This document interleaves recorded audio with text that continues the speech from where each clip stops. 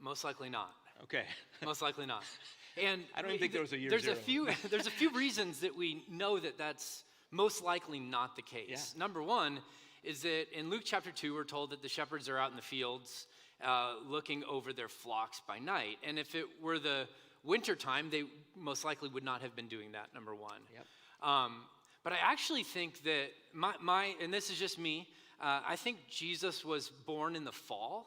And my guess, if I had to sort of be pinned down to say, okay, well, when was it specifically or exactly, I think Jesus was born on or near the Feast of Tabernacles. And so that would have been in the fall.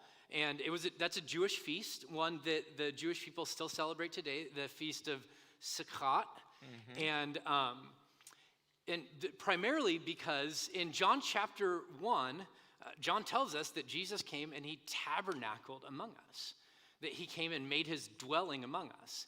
And it was pretty early on in the church fathers, and then Matthew Henry, who was I believe he was an 18th century, 17th century commentator, he said this. He said, "It is supposed by many that our blessed Savior was born much about the time of the Jewish holiday when he left his mansions above to tabernacle among us." And he's referring specifically to the Feast of Tabernacles, or the Feast of Booths, as it were. Yeah. So you think John's kind of sneaking that in there a little bit by pointing out that he's tabernacled among us, that he's come at this point? I think it's a double entendre. I think it's a play on words that he's not only dwelling among us, but that he was born at the time of when they would dwell in tents. Interestingly enough, in John chapter 7, Jesus also will say, during the Feast of Tabernacles, he will reveal himself as the Messiah. That's in John chapter 7, verse 41. And so I think that, like I said, a lot of this is conjecture, like when was he born? But my guess is Feast of Tabernacles, so in the fall. But it's harder to have a white Christmas then, so... Okay, so we can rule out December 25th, but there's something so cool about the Bible. Like those feasts, everything that the Bible documents, there's so many details in there. And so tell us a little bit about the way that the Bible lays out the Feast of Christmas. Yeah, well, you just covered it. I'm joking, right? Yeah. Yeah. I mean, it's not explicitly in there, right? Yeah. And I don't know if you're aware of this, but followers of Jesus haven't always celebrated Christmas. That it was roughly, 336, like when they started to celebrate Christmas officially. Now, there was a few fringe groups of Christians that would celebrate Christmas before then, but it didn't show up as an official feast on the church calendar until 336 for the very first time. And so that's when they started to celebrate Christmas. And they started, this is fascinating. They started to celebrate Christmas because of heresies, or because of misunderstandings about what God is like that started to arise within the Christian community. So the main one that was starting to be on the rise during the 4th and 5th century, when they really put a stake in the ground and said, we're going to celebrate Christmas every year, was a heresy called Docetism. And Docetism essentially means that it was the belief that Jesus only appeared to have a physical body. He didn't actually have a physical body. And so there was this pushback in the Christian community where they went, no, it's actually really important. It's really important, yeah. That the Word became flesh and made his dwelling among us. It's so important that we're going to remind ourselves of its importance every single year when we celebrate Christmas. Wow. And so they started to celebrate Christmas in roughly 336 plus or minus. Now, could I just nerd out for a second? Well, can we allow that? Will we allow him to nerd? All right, let's nerd. So you're already doing that. Thank you. Too late. So Docetism is actually a spin-off of an earlier heresy called Gnosticism. And Gnosticism essentially said that the spirit is good and matter is evil. And so Docetism really applied that to the Christ in saying, well, because matter is evil, Jesus, the Christ, could not have had a material body because that would have made him evil or bad. Yeah. And so they started to propagate this heresy. Got it. Now, interestingly enough, most of the church creeds that we have are in response to heresies. So the Nicene Creed that was written at the Council of Nicaea, I thought it was 4. 381? 381, he says. I'm gonna go with his number. You can Google it. I think thought that's it was 4 something, but hey, it's all good. It might be. What is about the deity of Christ, which was the very thing that was under attack during that time. There you go. So anyway, so at about the same time, they're got some practical. 325. 325. It was earlier. Nicaea. I was gonna say 25, but I was gonna say 4. What's that?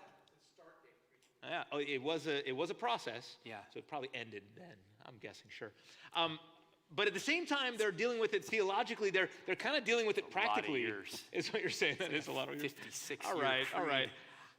You know what? Google really it at good. home, okay? And but that's a great point. But the crazy thing about all that is you're saying that for more than 300 years, even after Jesus' death, they didn't celebrate his birth. Correct. And then they chose to do it at a time that they knew he knew he wasn't born then. Right. And so why did they start to celebrate Christmas in December? Well, first of all, the main celebration for the church throughout its first 300 years. Anybody know? Easter. Yeah, resurrection. That was the calling card essentially for the early church. And maybe is. And still is. Still is, arguably. right? Yeah, yes, yeah. Absolutely. Yeah, so what was the question again? But now, okay, so 300 years they wait, and then they decide to start celebrating it. And there's some theological reasons to do that, right? There are. To think about it. But, if they were pretty sure that it wasn't in the middle of December, why did they start celebrating it late in December? Okay, so this is the part that gets a little bit dicey for us in our day and time, because the reason that they chose, the time period that they chose, was because of a Roman celebration holiday called Saturnalia. Okay. And it was a time where, bingo, it was a time where, this is actual footage, where the Romans would celebrate the sun god, and it was a time filled with debauchery and all sorts of chaos and drinking and partying, and for an extended period of time. And so the church sort of, I guess the way I'd phrase it is they poached the holiday, right? Like, they're like, this holiday is already happening, and it was happening in line with, you're celebrating the sun god. It was in line with the winter solstice. Okay. And so the followers of Jesus decided to have Christmas, their celebration of the birth of Christ, during this celebration or season of Saturnalia. Okay. And so they basically, they poached, they kidnapped, hijacked another holiday, and a pagan holiday, and tried to make it Christian. Well, here's what they did. They took an existing time period where people were already off work and throwing a party. Already off work, okay, got it. And they infused it with different meaning. They put something different in it. And in a sense, they redeemed it, because Saturnalia wasn't exactly what you would call a time of moral supremacy, right? I mean, people were making really bad decisions, and they're going, let's infuse something better, something different, something redemptive within this time period. And so that's the way it started. Okay, and this was Pope Leo. Pope Leo. Is that right? That's sure. Sure? Yeah. Yep. It was Pope Leo. It was Pope Leo, Yeah. okay. And but how do people feel about that, though? Melding these two things. I mean, that couldn't have been easy. I don't know. Let's just take a quick survey. How many of you guys think that was a good idea? Raise your hand. No one, just for the Few? Good. at-home Good. audience. There's All half right, hands. a few, yeah. How many of you guys think? Full hands, okay. How many think that was a bad idea? We should have been purist. Let's celebrate it in the fall when he was actually most likely born. Okay, the purist. I kind of want his All right. actual birthday. All right. I want to know when that was. Yeah, well, I Yeah. mean, Santa's still don't coming on the know. 25th, though, so. Oh, okay. Interesting. No, it's interesting because early followers of Jesus, and early meaning like a few hundred years after him, they didn't seem to have all that much of a problem with it. Even St. Augustine, who is pretty hardline on most things, said this. He said, "We hold this day holy," speaking of the 25th, "not like the pagans because of the birth of the sun, but because of he who made it." And so from really early on, the early Christians were toying with this idea of, okay, Roman Empire, you're celebrating the sun. Let us tell you about the creator of the sun. And then they would even start to talk about, and let us tell you about the true sun, S-O-N. There you go. All right, I've changed my vote. Who's going to change their vote? I like that. All right, we're changing our votes now. I like that a lot. Too late. Too late, not allowed, Yeah, no. already failed. I love that. Now, because that was, okay, they're at the winter solstice, right? They're celebrating the birth of the sun. It's the longest night, and so it's as if the sun is coming back. But now, I'm no astronomer here, but I do know this, that the winter solstice, I had to check though, the winter solstice this year is on December 21st. Yeah. And it doesn't seem to hit the 25th very often, if ever. Right. So why is it the 25th now? That is a fascinating story. And Okay. I use that term very loosely because I think it's You're fascinating. But sometimes gonna when I talk pretend about it, to people's be. eyes glaze over. So we'll see. We'll see. I love it. I love Okay.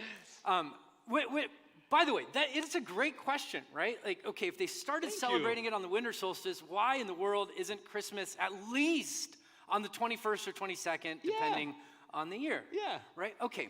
So they started celebrating Christmas roughly, or they marked the day, 336 AD. Well, in 46 AD, we had the Julian calendar that came into existence. The Julian calendar replaced the Roman calendar.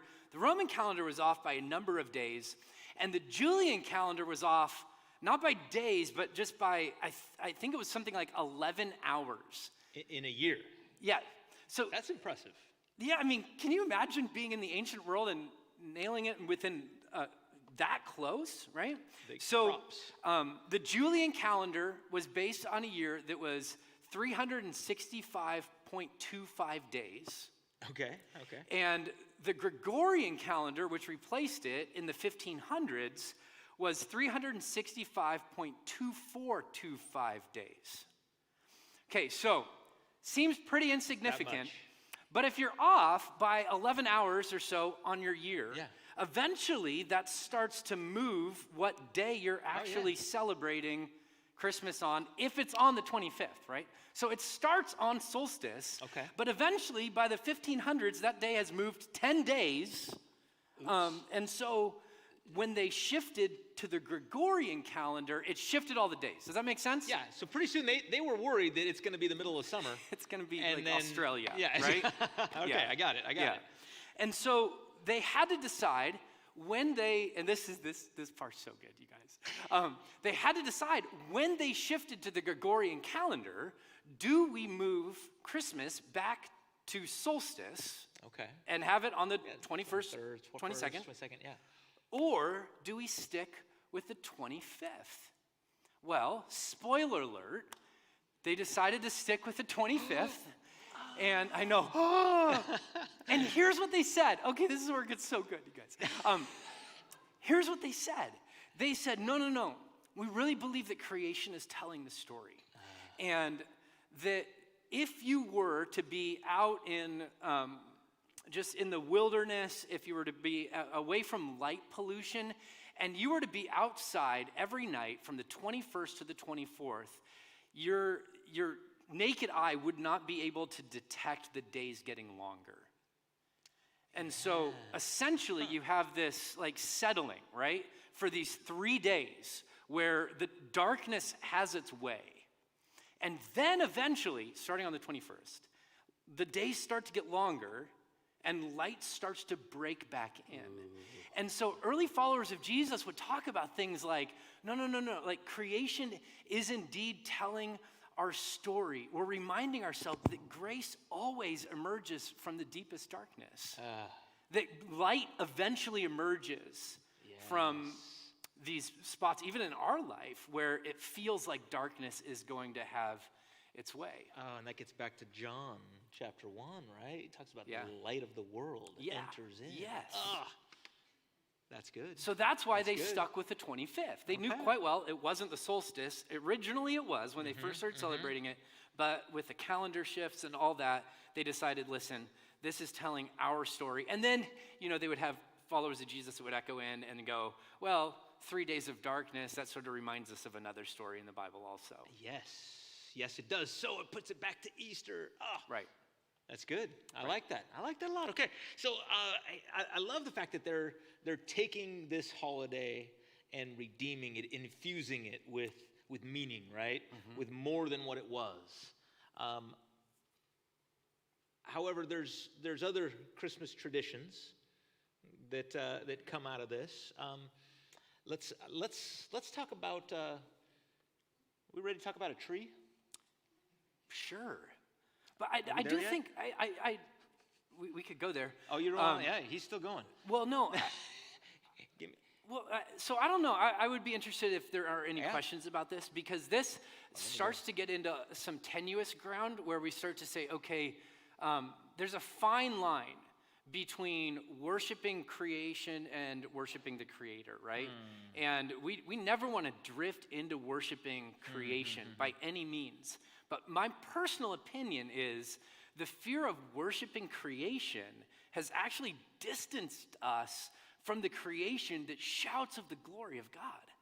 Like the way that creation is telling God's story of rebirth and renewal every single year should remind us of the grace of God in our life. And we don't see it quite as much in Southern California because it's 75 and sunny most days.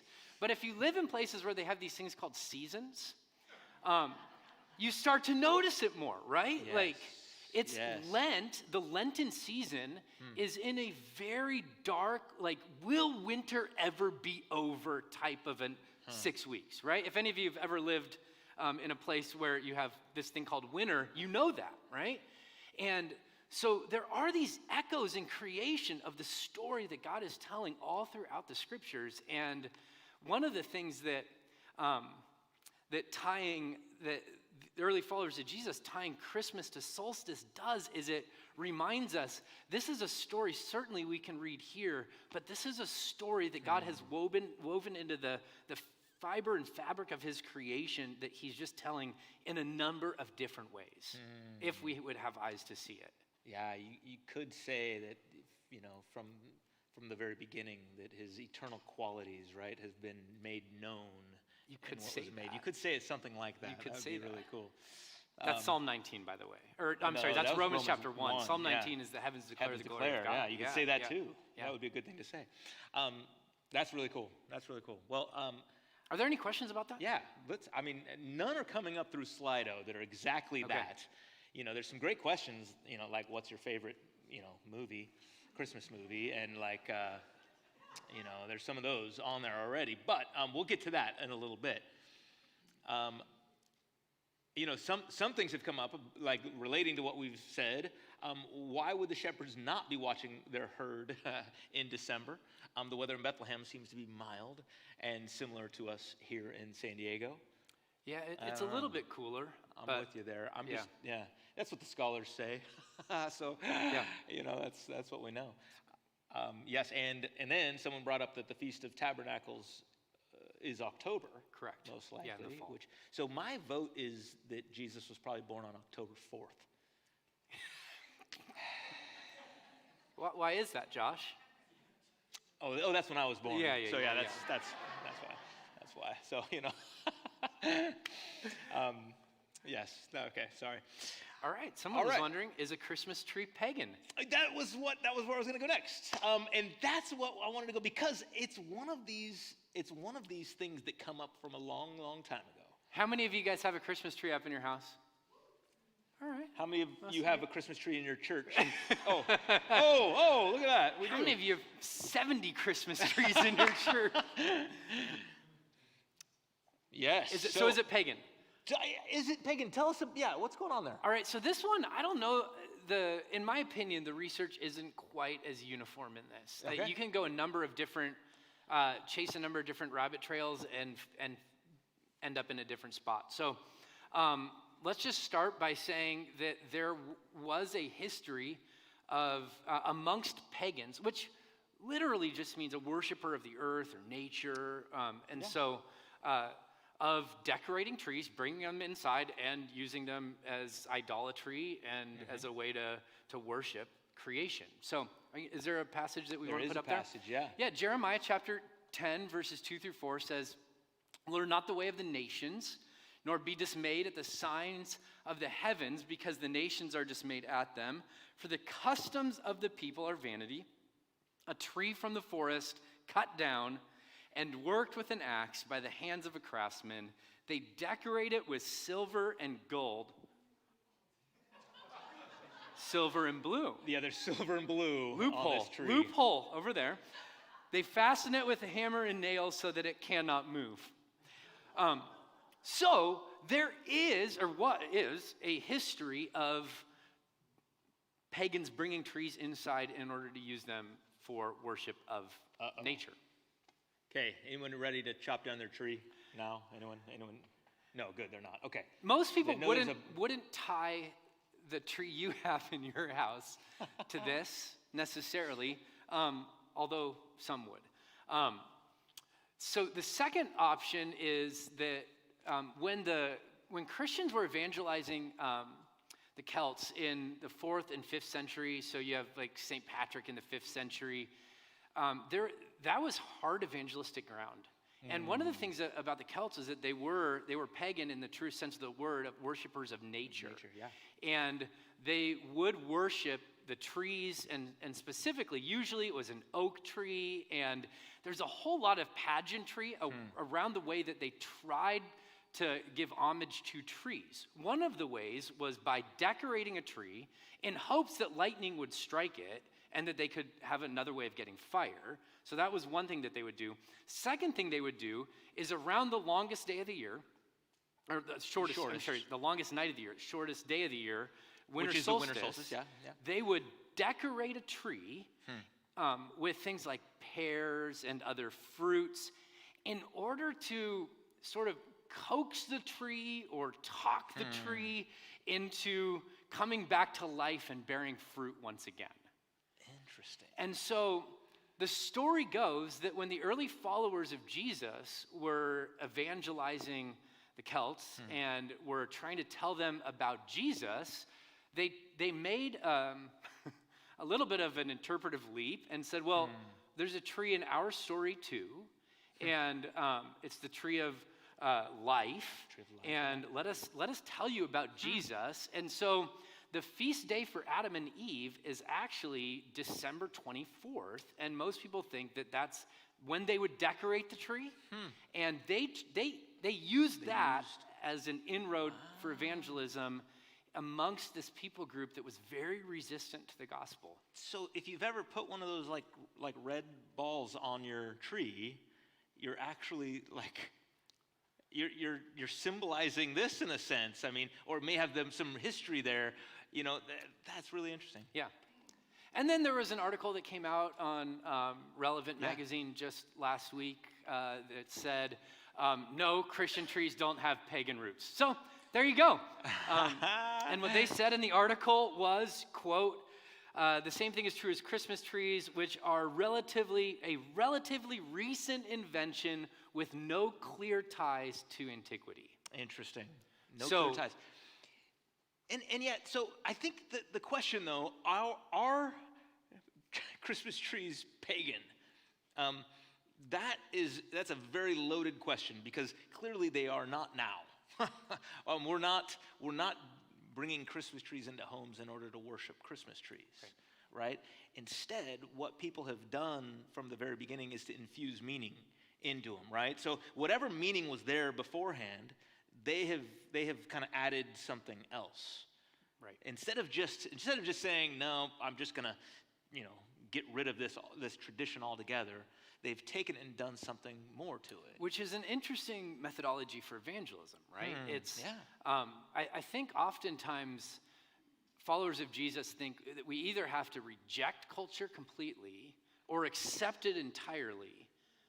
And what if there's another option? What if we can interact with culture in a way that infuses and brings about new meaning within some of the existing forms and fill it up with something beautiful and good rather than something that I would argue isn't part of God's design. Yeah. So Yeah. I think that's a good challenge for us today, and applicable even for 2021. I think so.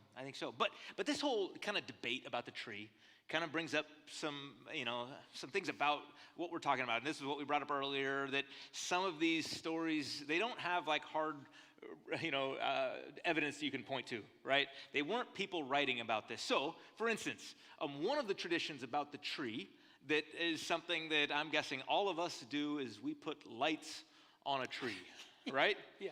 And this tradition, actually, the story is it goes back to the man Martin Luther himself.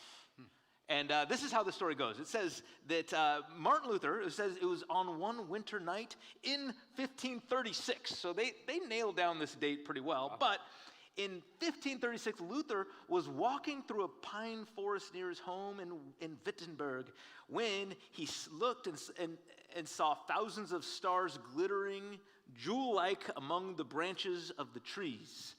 And this wonderful sight inspired him to set up a candle-lit fir tree in his house. And then his house burned down, and it was really tragic. Yeah, I don't know not the way the story goes, but he and his wife, Katharina, right? Katharina. What is she like? At some point, she's got to say, like, "What are you doing?" She's like, "Martin, come on, man. The theses were one thing. I was behind you. The candles, though. Come on, Marty. Come on." So, this was a bad idea to put candles on a tree, and yet. This is a tradition that started. In fact, like he said before, like this article says, is that it's a relatively new tradition. The tree is a fairly new tradition. In fact, it was brought over from Germany by Queen Charlotte, who married. She was German, born in Germany, married George III of England. Okay, this is in 1800 is the first time that is documented that there's a tree in England. Okay, and that tree is lit up, apparently, right? Didn't burn down, Buckingham Palace or anything like that, or whatever they were. I don't know. And so Martin's like, he didn't do it right. He didn't do it right. I don't know how they didn't burn down more houses. They may have. But it was a slow tradition. So that was still 300 years later almost. Slow because all the houses got burned down. Maybe. Hard pass. So the first recorded tree in America is in 1830s. In the 1830s, it was German settlers in Pennsylvania. They brought that tradition and started lighting trees. And so here we are. This is a fairly new tradition. So that's interesting. That some of the traditions that are ubiquitous here in the States. Yeah. I mean, like almost everybody participates in these are pretty new in the grand scheme of things. Absolutely. In fact, this is where it gets interesting. This is where I've kind of nerded out on Christmas in America, all right? Because what we celebrate in America, Christmas in America, has not always been celebrated the same way. Not even close. We had a little bit of a season of some Grinchness. We were Grinchness. In fact, I should have planned this. I think my shirt under here says, what does it say? Oh yeah, warning, humbug-free zone. Violators will be something. Free zone. I forget what it says. But we were humbugs. The Puritans would not have gone for that. The Puritans were humbugs when it comes to Christmas. In fact, Christmas wasn't a national holiday in the United States until 1870. Okay? It was President Ulysses S. Grant that made it a national holiday. Okay? Now, it was celebrated by people, and there were some states that I think, made it official a little bit earlier than that. But, get this, you guys. This just blew my mind. It was the Congress, U.S. Congress, started meeting not in 1776, 1789. Okay, but then in 1789, the first time they met, guess what? They met and they continued meeting over Christmas. Intentionally. Intentionally, they worked through Christmas. And for 67 years, the United States Congress met on Christmas. They continued to work through Christmas. That's they were devoted to their rejection of Christmas. That's exactly what it was. It was a rejection of Christmas. They were actually intentionally saying we should not celebrate Christmas because it was kind of a crazy event. Okay, all this stuff that Ryan was talking about, this Saturnalia, it didn't stop way back in Roman times. Right. That ended up continuing on and on. And this all kind of comes out of the Puritan influence in the United States. I mean, these are some of our spiritual and theological forefathers. Here at Emmanuel Faith, I mean, we have a lot of connection with the Puritan theology. And they were the ones who were saying Christmas is bad. Christmas should not be practiced even. They were having nothing to do with it. And so a lot of it, I think, it was because it was a Catholic, it had some Catholic roots, right? And so the Puritans and the Catholics, they didn't get along at all. They were not having anything to do with the Catholics. Okay, that's a part of it. But the other side of it is actually something that we would probably relate to. And it's the same thing we've been talking about. It was this crazy, wild event. Mm-hmm. It was, it continued to be this partying event, so much so that the British Puritans, okay, when Oliver Cromwell, okay, this is, I think, in 1640s, somewhere in there, 1649, he overthrew the English government. And this is, there's that. And then I want you to notice this. This was a public notice, okay, that they put up to ban Christmas. And it says, in kind of some old English there, public notice, the observation of Christmas having been deemed a sacrilege, the exchanging of gifts and greetings, dressing in fine clothing, feasting, and similar satanical practices are hereby forbidden, with the offender liable to a fine of 5 shillings. 5 shillings if you practice Christmas. Bah humbug. Right? This is not a humbug-free zone, all right, by any stretch of the imagination. Now, but here's the thing, right? This is where we hear this, and we have to be careful, because they were not banning Christmas as we know Christmas today, right? They were definitely not banning the celebration of the incarnate Son of God. Right. They were banning a holiday that, if I had to describe it, I would say that if Mardi Gras and Halloween had a baby, it was Christmas, all right? And there's evidence to this, okay, that's what it was. I think, wasn't the first state to officially celebrate Christmas, I think it was Louisiana. I mean, if that's not true, it should be. Well, we'll find out here. No, that's hilarious. It may be, actually. I think it is something. It's something in the South. Anyway, so the fact is that this crazy party of Saturnalia, the sun worshipers, all those things, they were partying late into the night on the longest night. And so that was something that continued. Oh, interesting. And so because it's the longest night or close to it, they chose that date and would party like crazy. Okay. In fact, you know some of the history of this. If you've ever sung the song, "We Wish You a Merry Christmas." Have you sung that song? Okay, now, we know the beginning lines, but I just want to point out the way these lines go, okay? We wish you a Merry Christmas, we wish you a Merry Christmas, and Happy New Year. Nice. That's the simple part. But then there's this weird stuff. Now bring us some figgy pudding. Now bring us some figgy pudding, and bring it right here. And then it gets even weirder. We won't go until we get some. We won't go until we get some, and bring it right here. Okay, here's what would happen.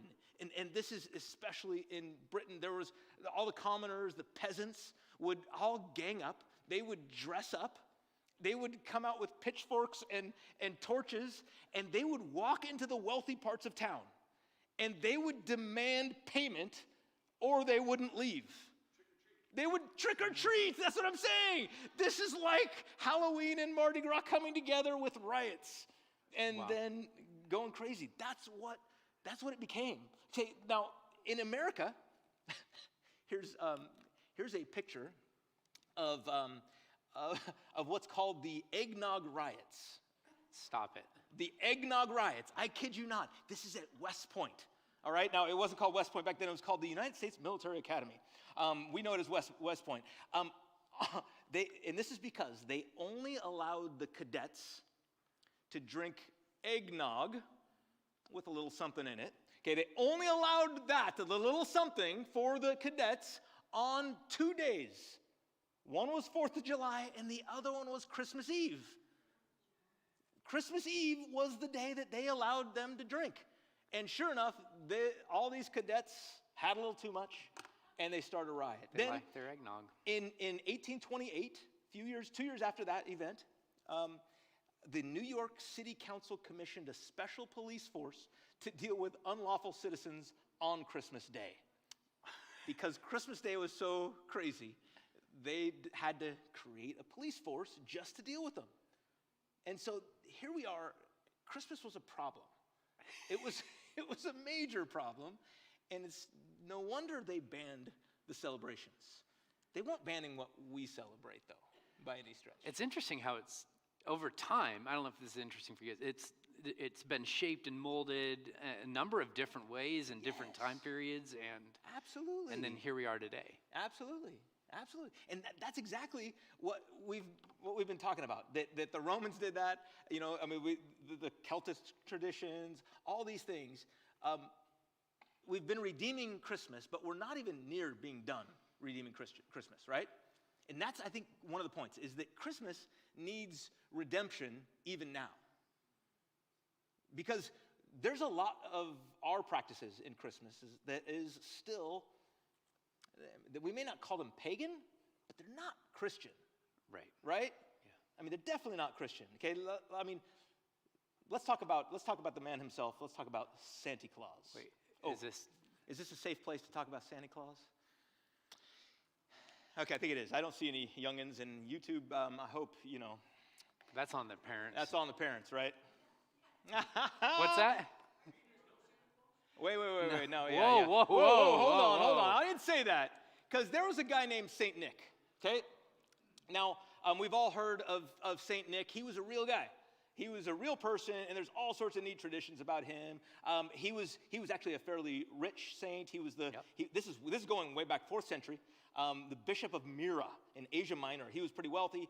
And as the story goes, there was a father who was a widower, trying to take care of 3 girls. Their girls were hanging socks on the fireplace to dry them, and he comes with gold and puts gold in their stockings. And so the tradition of Saint Nick being a gift giver begins. And the stockings being hung by the chimney with care. And the in stockings hopes that Saint Nick would be there. Oh, okay. Now you're getting into some interesting stuff here that's coming up. Now here's something that I want to show you. There was Santa Claus has kind of evolved over time. I want to say it that way. Okay. So in Catholic tradition, Santa Claus, they really stuck with Saint Nick. Okay. So Saint Nicholas was the one that they said was the giver of gifts. Okay, from Saint Nick, the German of that is Sinterklaas, which we get the name Santa Claus. Okay, now in the Reformation, when the Reformation happened and Protestants, they decided that it wasn't okay to make Saint Nicholas the gift giver. They thought it'd be better to make the Christ child the gift giver. Okay, which, hey, we celebrate that. That sounds a little bit better. And from that the German word for that is Christkindl, where we get the name Kris Kringle. And these two things come together to form the modern Santa Claus to a certain extent, right? And so in both traditions, they've kind of made this work for them in a sense to get what we have today. Now, the Christ child was, I mean, to us that seems like a better idea. It didn't really stick, though. Martin Luther was too busy hanging candles in his tree. I guess so. And then trying to put his house out from being on fire. I know, because it's kind of sad that we changed it all the way to Kris Kringle, which doesn't really make any sense to me other than it sounds close. Okay, but Santa Claus, okay? Let's go back into Santa Claus a little bit, okay? Because back in the day, he was this elf-looking guy, okay? In fact, you can go into more of this. There's all sorts of interesting images about where Santa came from. And this is important. Is he wearing a green coat? Oh, he's wearing a green coat. In fact, he was green for quite a long time. But now I just want to notice. Is that Jesus or Santa? No, that's Santa. That's Santa with like abs, right? I mean, wow. What happened? He wasn't on the eggnog, was he? Do you know why? This is not the Santa you know, right? No. No. Santa got... Tim Allen did not play this guy. I'm just telling you that. Santa got rotund at some point, right? He got a little rounder. And that, actually, I think you sort of just quoted, I think, a piece of this, the poem. This is by a professor of theology. Okay, Clement Clark Moore. He was a professor. He wrote a poem called "The Night Before Christmas," and in that, he says he had a broad face and a little round belly that shook when he laughed like a bowl full of jelly. Jelly, that's right. And sure enough, the picture started looking a little bit rounder because of that poem. All in response to the poem? To a poem. To a professor of theology when he writes a poem. Now, but here's where, oh goodness, even then, Santa Claus is still green. Do you know why Santa Claus is red? Okay, guys, this gets to another one of the excesses. Well, okay? this is the power of marketing. This is the power of marketing. Do you know what it is? Oh, that's not it. It's coming. There it is. Coca-Cola. Coca-Cola, okay, this is, it's in the 40s or 50s. I can't remember the date, but they decided to make him red to sell more Coke. What? And it's like ubiquitous now. We can't see Santa without being red, right? And this is not that long ago that they've done this. It's interesting. They've kind of, in a sense, tried to redeem Santa for their purposes, right? And they've won this battle, meaning that this is kind of infused in a cultural sense that is about marketing, about money, and all of that stuff. It's really interesting. Yeah. And so now, here's the thing. Santa's an interesting one because I think Santa gets at it culturally now. It's starting to get at where we are and how we can, what we need to redeem in this. Because I think there's some crazy theology going on with Santa. That Santa, I'm telling you, and we talk to kids about Santa, and I don't know if you've thought about the stuff that we say when we talk about Santa. You've heard the song "Santa Claus is Coming to Town." Okay? Yeah, this is a terrible song. Have you tried to think about what this is saying about who Santa is? You better watch out. You better not cry. You better not pout. I'm telling you why Santa Claus is coming to town. And then it keeps going, right? He sees you when you're sleeping. This guy sees you when you're sleeping. He knows when you're awake. He knows if you've been good or bad. So be good for goodness sake, right? And now, okay, I feel like people, we kind of give it a pass. Like, oh, it's nice. Go be good. It's better to be good than to be bad, right? But think about what this is saying to kids all around the world. That's especially kids that don't get presents. Okay? Some kids get a lot of presents. They get way too many presents. But what about the kid that didn't get presents? They're hearing this song. They didn't get presents because they couldn't afford presents. And mom and dad couldn't afford presents, right? And what do they start thinking? maybe they're a bad one. Maybe it's because of what they've done.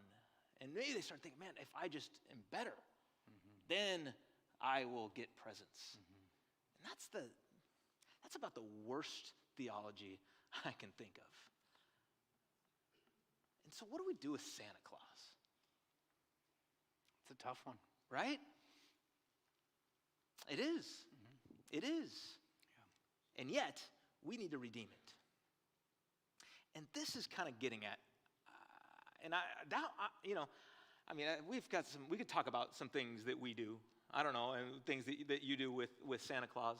But and I want to get to some of those questions. And if you have that question, you can throw it up there, and we'll have some time to answer some questions tonight. But I want to end with this, because I think this is what we've been talking about all along.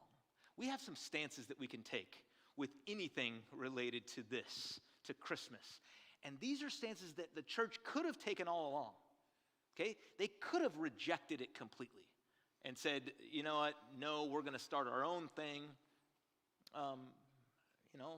There's some churches do that. Some theological movements do that with all culture. Some just receive it. And they say, whatever it is, whatever the culture's throwing at us, we're just going to take it, and we're going to love it, and we're going to be okay with it. Or, and this is where what we're talking about, this is maybe the wrong picture, but we try to redeem it, right? It's good. You like that? It's the right picture. It's the right picture, right? Yeah, I don't know. Totally. We are trying to redeem it. And that's really the encouragement. That this has been something that's been redeemed all throughout, in a sense, that we've been working, that the church has been redeeming Christmas. But we can't stop now. We can't stop even just because we call it Christmas and not the holidays, that all of a sudden that's like redeemed. I think we've got to take it even further than that. And we got to teach our kids, teach people about the real meaning of Christmas, right? Amen. Okay. That's good. All right, well, I'm done preaching. Right on, man. I don't know. Any thoughts before we go off on the any questions? I love that reject, receive, redeem, and I'm drawn to the redemption piece. What does it look like to be a redemptive force? And in regards to the Santa piece, we've never really done Santa. We never explicitly said anything about Santa and his existence. Yep. But Santa would only bring things for the stockings, and it was usually batteries and underwear. So he wasn't viewed all that highly in our house. Oh yeah, that's exactly. It was sort of intentional. We sort of wanted the credit for the good stuff, right? Yep. Why let him get the credit for the good stuff? So yeah, not that batteries and underwear aren't good. I mean, we all need a few double A's, right? But that's how. Yeah, I love. And my wife, she's right here. Beth was the one who was serious about this. We worked hard for this stuff. We're not letting Santa get the credit for what we've given. So I think that was her words exactly, which I loved. And that's, we've been very honest with kids, and we've never lied to them and told them this was Santa. Now they learned the lies without us, right? They didn't, it wasn't us that taught them about Santa. But we've had kids who have held on to Santa a little longer than we thought they would. And then some that were just nope, I'm not buying it. I'm not buying it. And we let them believe. But we also talk about, the fun of pretending and the fun of giving and dressing up. But one of the things that we've always been very clear is that this is different than God. Okay? That's I think huge for kids, especially that we've got to separate these two, because I would hate for a kid to grow up and realize, oh, my parents were lying about Santa. What else are they lying about? And now they're, they're probably lying about Jesus, is in their thinking, right? And I never wanted that to be the case. And or even it would be a shame for a kid to grow up thinking, gosh, if I end up on Santa's naughty list, I'm going to be, get coal in my stocking. It would be a bigger shame, though, to roll that over into a view of God, right? Yes, where they're thinking that God is constantly looking for a reason to come down on them, right? Yep. And that now we want to uphold that God is love. Yeah, absolutely. Okay, well, hey, we want to dive into some of your questions here. And so if you have more, put them upvote for us. Tell us which one you want to hear. You can go on the app. In fact, in the back there, would you put the slide back on the screen, the Slido slide for us? And so people can jump on there. Thank you. As needed. And you can, once again, go to slido.com or join us here. Okay. Let's go right off the top here. All right. Because we celebrate Christmas Eve. Why don't we celebrate an Easter Eve? It's a great question. Because on that Saturday, there wouldn't be a whole lot to celebrate, right? So the Saturday of Holy Week, Christ is crucified on a Thursday or Friday. We celebrate it on Good Friday. And then we have the silence of Saturday. So the best way to celebrate Easter Eve is to essentially embrace silence, darkness, and hope. And so we do have Holy Week celebrations, right? It's Good quite Friday, a bit. right? Yeah. Monday, Thursday. Monday, Thursday, Something on Wednesday. I'm just kidding. There it is. Can't remember. Anyway. So that would be why. That's a great question. Okay. But why do we celebrate Christmas Eve? I don't. It's just a way to preemptive strike on Christmas, I guess. I don't know. Now, okay, Ryan. Now this. We were talking about this whole thing, and he told me this, and we kind of touched on it a little bit with the Celts, I believe. Yeah. Because they had 13 days of Christmas, right? They did. Okay, we talk about, you've sung the song before, the 12 days of Christmas, right? Okay, my kids told me the other day that we are in day, I forget what day it is, of Christmas. They were like, okay, we're starting to count down towards Christmas. Their teacher told them that, but I learned that they were wrong, right? Wrong. The 12 days of Christmas start on Christmas. That's 12 days. Wait. The 12 days of Christmas start on Christmas. Am I the only one that didn't know that? Apparently, I am. I am. So that's church calendar, right? Okay. The Christmas is a season on the church calendar that starts on Christmas, and it's 12 days long. So we don't have to work. 12 days. Right. That's exactly it. Just tell your school I'm celebrating Christmas, and embrace that for all it's worth. And that means 12 we days. probably shouldn't be decorated for Christmas yet. Well, technically, in churches that really embrace Advent, they don't celebrate for Christmas, or they don't decorate for Christmas until Christmas. And then they get better deals on all the Christmas stuff, guess and so. they can decorate afterwards. They do. See? They do. They're smart. Yes. I see what they're doing there. Yep. All right, good. All right, oops, I just accidentally deleted the question that was going to be next, and that is... Why did St. Nick take over the holiday? Well, okay, fine. We can go to that one. Oh. I was going to ask, what's your favorite Christmas movie? Because that was that was voted in. Right? Yeah, and so that was voted in. We have to. Well, my favorite Christmas movie is either Christmas Vacation or Elf. Yep. You can't go wrong with either of those. I'm with you. Someone kind of asks a follow-up, The Family Stone or Elf? Okay. And I'm going to go with Elf because I honestly don't know what The Family Stone is. It's a good movie. You should Is it? watch Okay, good. Yeah. I probably should.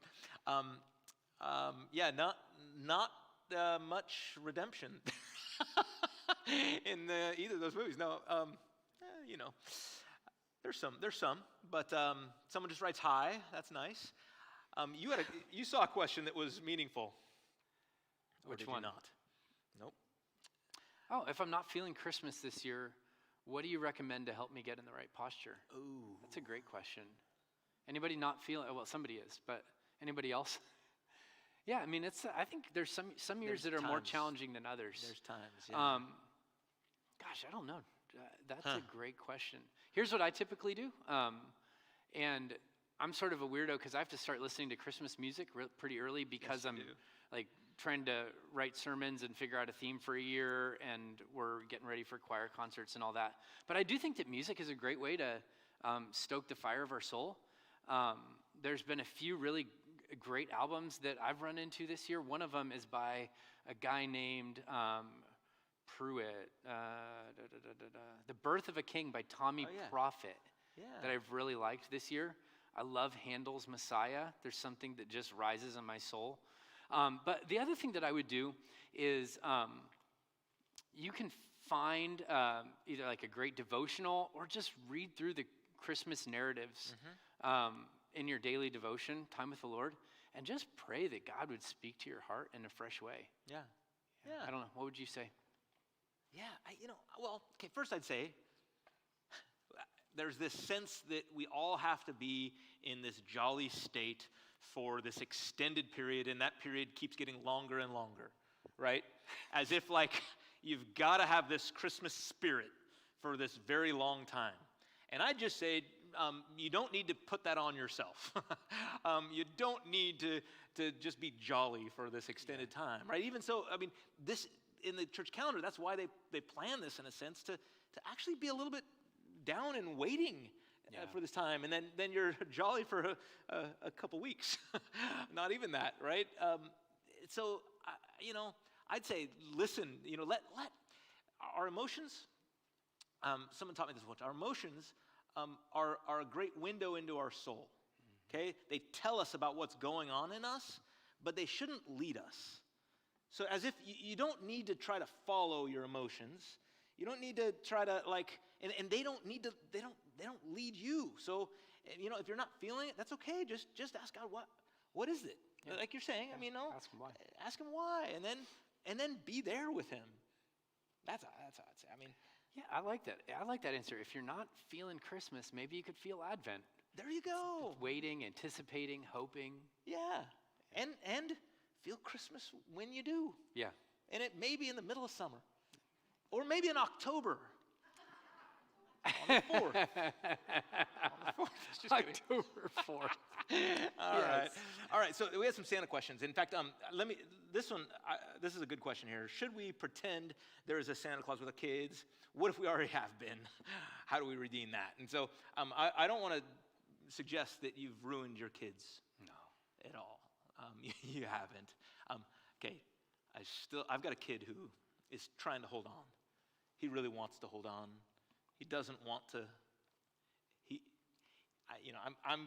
We don't sit down and we're the bad guys and we're breaking the news to him. But I've been very open about it. So this is terrible. I'll say things to him like, so you believe that there's a large man that climbs down the chimney. We can't get the flue open, right? You understand that? He's like, yeah, So he's just like, Dad. As if just, so we're not once again, I wouldn't encourage you to straight up lie to them. I would encourage them to encourage curiosity, to ask questions and let them ask questions. And then answer them. And you'll know when they're ready. You'll know, but when they are ready, when you do that, I would just say, distinguish that. Like, hey, we've had fun with this, with you. We've played this game, and even let them into the game. If they have a younger brother or sister, let them into it and say, hey, let's play this game with them. And so that they can kind of allow them to dream, That's okay, but just be clear that there's a difference in what you talk about when you talk about Jesus. That you're not playing a game with them. That's what I'd say. That's really good. All right. Well, do you care if someone says Merry Christmas or Happy Holidays? Oh, that's a good question. For example, at the grocery store. Do I care? That's a great question. I would say I personally do not. No. I can remember a few years ago where it seems like Christians sort of lost their mind because Starbucks took Merry Christmas off their cups and put on Happy Holidays, and I'm like, to me it was sort of like, well, it's Howard Schultz's cup, he can do whatever he wants with it, right?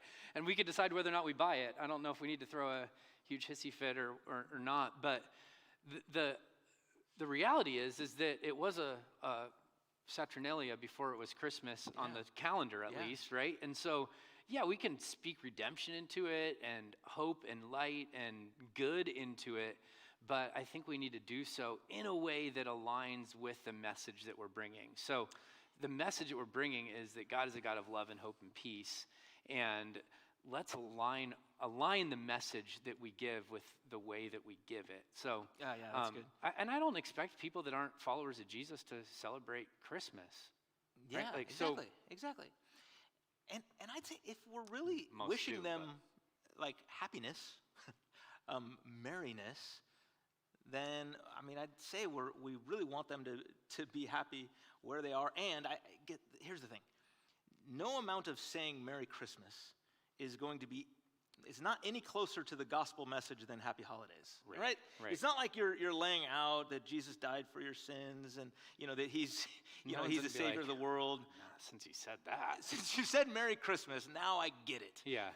That's just not the way it is. So I don't know that it adds a whole lot. Not a hill worth dying on, as far as I'm concerned. Yes, of course it adds something here among family, right?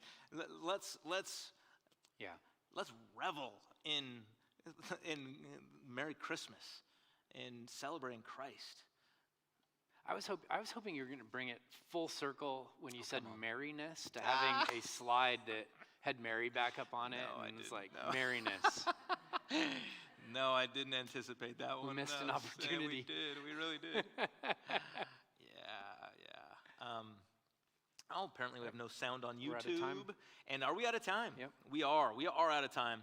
Well, you guys, thank you so much for joining us. I mean, I know there's some other great questions on here. We didn't get to all of them.